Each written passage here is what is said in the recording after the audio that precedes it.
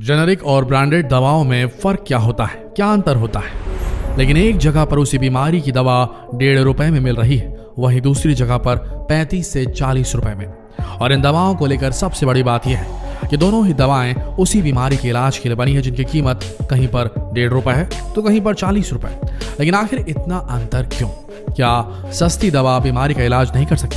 अगर आप भी ऐसा सोचते हैं तो इस गलतफहमी को अपने दिमाग से निकाल दीजिए, क्योंकि दोनों ही दवाएं बीमारी का इलाज करने के लिए बनी हैं, लेकिन कीमतों में बहुत फर्क है। असल में हम जिस दवा की बात कर रहे हैं उसे जेनेरिक मेडिसिन कहते हैं और महंगी दवाओं को ब्रांडेड मेडिसिन कहते हैं। लेकिन वहीं आज के समय आप देखेंगे तो आपको कोई भी डॉक्टर जेनेरिक मेडिसिन प्रिस्क्राइब नहीं करेगा। इतना ही नहीं, मेडिकल स्टोर वाला भी आपको जेनेरिक मेडिसिन नहीं देगा, क्योंकि यहाँ भी गुलाबी नोटों का खेल चलता है। जिसमें ज्यादा मुनाफा होता है, डॉक्टर वही दवाई प्रिस्क्राइब करते हैं। उसी तरह मेडिकल स्टोर वाला भी उन्हीं दवाओं को बेचता है जिसमें उसे ज्यादा प्रॉफिट दिखता है। जबकि देखा जाए तो इन सस्ती दवाओं के जरिए कई लोगों की जानें बचाई जा सकती है, लेकिन उसके बाद भी ये दवाइयाँ इतनी आसानी से नहीं मिलती।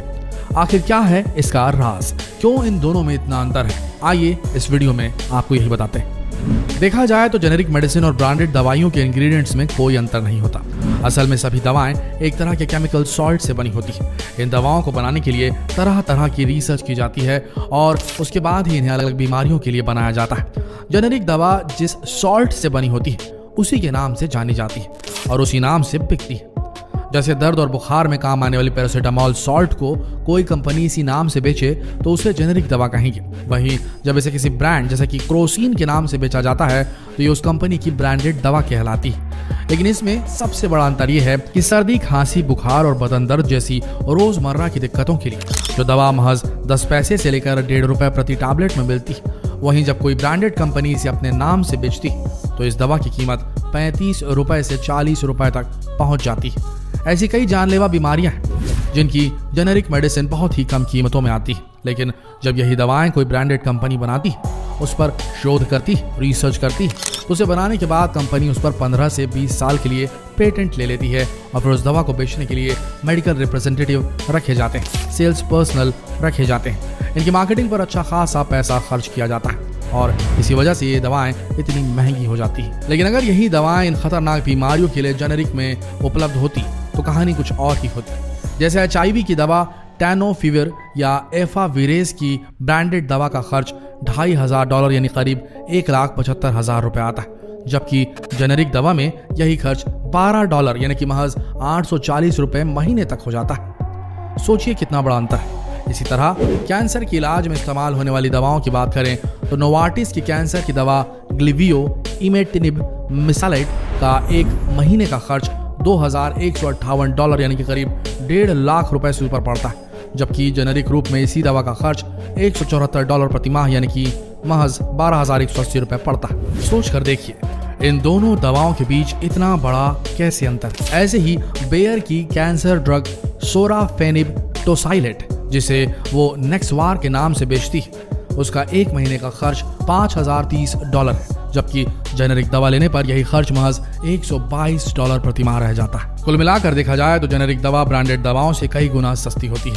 लेकिन इनका सस्ता होने का एक और बहुत बड़ा कारण यह है कि जेनेरिक दवाओं की कीमत को सरकार तय करती है, वहीं ब्रांडेड दवा बनाने के लिए कंपनियां इस पर रिसर्च करती हैं, पेटेंट लेती है और विज्ञापनों पर भारी भरकम खर्च करती हैं, और इसी प्रचार प्रसार की वजह से ब्रांडेड कंपनियों की दवाइयां इतनी महंगी होती हैं। लेकिन अगर हर जगह पर जेनेरिक दवा आसानी से मिलने लगे तो ये उन लोगों के लिए संजीवनी का काम करेगी जिन लोगों की मौत महंगी दवाओं की वजह से हो जाती है। क्योंकि भारत में ऐसे कई लोग हैं जिनकी आर्थिक स्थिति ऐसी नहीं है कि वो अपनी बीमारी का इलाज के लिए इन ब्रांडेड दवाइयों का सेवन कर सके।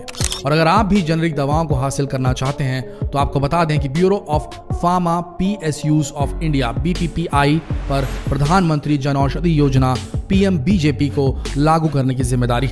इसमें दवाओं को कम कीमत पर मुहैया कराया जाता है। इससे जुड़े जन औषधि केंद्र पर ज्यादातर जेनेरिक दवाइयां ही बेची जाती हैं। देश भर में करीब 5,395 जन औषधि केंद्र हैं, जहां कैंसर सहित कई बीमारियों की करीब 900 दवाइयां मिलती हैं। इसके अलावा डॉक्टर हमेशा ब्रांडेड दवाइयां ही लिखते हैं, क्योंकि जेनेरिक दवाइयां लिखने से उनका कोई फायदा नहीं है। अक्सर दवाई कंपनी और डॉक्टर के बीच इलाज को लेकर एक बहुत बड़ा कनेक्शन होता है। दवाई कंपनी के MR डॉक्टरों को उनकी कंपनी की दवाई लिखने के लिए कहते हैं और इसके बदले उन्हें अच्छा खासा कमीशन दिया जाता है। लेकिन अगर वो वही जेनेरिक दवा लिखने लगे तो इसके लिए उन्हें कुछ भी नहीं मिलेगा। यही वजह है कि डॉक्टर जेनेरिक दवाई लिखने से परहेज करते हैं। लेकिन अब हमारे भारत की सरकार ने इस पर ध्यान देना शुरू कर दिया है और अब सरकार मरीजों को सस्ती दवाइयां उपलब्ध करवाने के लिए कानून में संशोधन की तैयारियां कर रही है। इसके बाद डॉक्टर्स को मरीजों के लिए सिर्फ जेनेरिक दवा लिखनी होगी, ना कि किसी विशेष ब्रांड या कंपनी की। लेकिन इसके बाद भी कोई गारंटी नहीं कि मरीजों को सस्ती दवा मिलेगी, क्योंकि इस संशोधन के खिलाफ डॉक्टर है। ज्यादातर डॉक्टर सरकार की इस योजना का विरोध कर रहे हैं, क्योंकि उन्हें लगता है कि ऐसे किसी कानून के लागू होने के बाद दवा से जुड़ी सभी पावर्स केमिस्ट के हाथों में चली जाएंगी। डॉक्टरों का मानना है कि जेनेरिक दवा लिखने के बाद केमिस्ट तय करेगा कि मरीज को कौन सी दवा देनी है। ऐसी स्थिति में वो दवा की गुणवत्ता की परवाह किए बिना वही दवा देगा जिसकी बिक्री से उसे आर्थिक मार्जिन या मुनाफा हासिल होगा।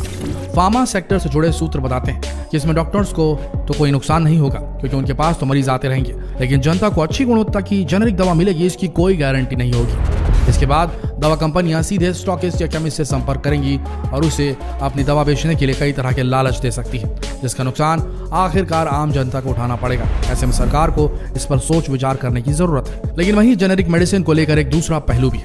अगर ऐसे किसी कानून पर संशोधन होता है और जेनेरिक दवाइयों को मैंडेटरी यानी कि अनिवार्य कर दिया जाता है तो इससे लाखों नौकरियों पर खतरा बन जाता है, क्योंकि एक दवा को कई कंपनियां बनाती हैं, उनके प्रचार प्रसार या उन्हें प्रमोट करने के लिए भारी भरकम स्टाफ रखती हैं। इनमें सबसे ज्यादा मेडिकल रिप्रेजेंटेटिव MR होते हैं, जो डॉक्टर्स के पास विजिट कर उन्हें अपनी कंपनी की दवा लिखने को कहते हैं। कई डॉक्टर्स को इसके लिए बाकायदा कमीशन या महंगे महंगे गिफ्ट तक दिए जाते हैं।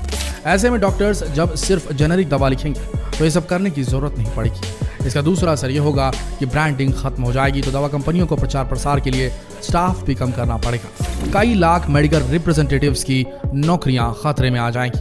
फार्मा और मेडिकल सेक्टर से जुड़ी डॉक प्लेक्सेस के मुताबिक बड़ी कंपनियों में से प्रत्येक अपने उत्पादों के प्रचार प्रसार के लिए 5000 से ज्यादा फील्ड स्टाफ रखती है। इसके अलावा फार्मा कंपनियां कुल बजट का 20% फील्ड स्टाफ की भर्ती और खर्च का 60% फील्ड स्टाफ और उनसे जुड़ी गतिविधियों पर खर्च करती है। लेकिन इस कानून में संशोधन होने के बाद इन सारी नौकरियों पर खतरा मंडराने लगेगा। लेकिन देखा जाए तो इससे आम जनता को बहुत फायदा होने वाला है। उन गरीबों का इलाज बहुत कम खर्च में हो जाएगा जो आज के समय इलाज पर लाखों खर्च कर रहे हैं, क्योंकि अनुमान के मुताबिक किसी भी मरीज के इलाज के दौरान होने वाले खर्च का 70% अकेले दवाओं पर खर्च हो जाता है।